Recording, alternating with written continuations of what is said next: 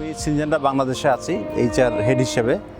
আমি training and development সম্পর্কে যেটা বলবো যে রিসেন্টলি ডাইভ থেকে যে অকুপেশনাল হেলথ অ্যান্ড সেফটির উপরে যে ট্রেনিংগুলো নিচ্ছে, এটা খুব একটা কার্যকরী একটা পদক্ষেপ।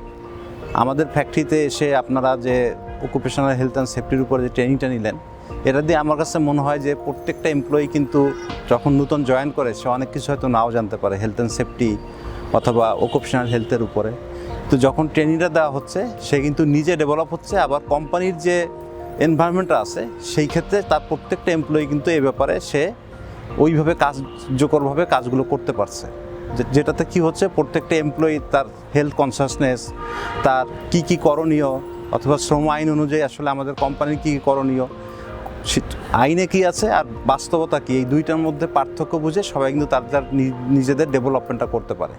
তা আমি ডাইভকে অসংখ্য ধন্যবাদ জানাচ্ছি এই ধরনের ইনিশিয়েটিভ নেওয়ার জন্য, এবং আমি রিকোয়েস্ট করব তারা যেন ফ্রিকুয়েন্টলি এই ধরনের প্রোগ্রাম আরও ভবিষ্যতে করেন।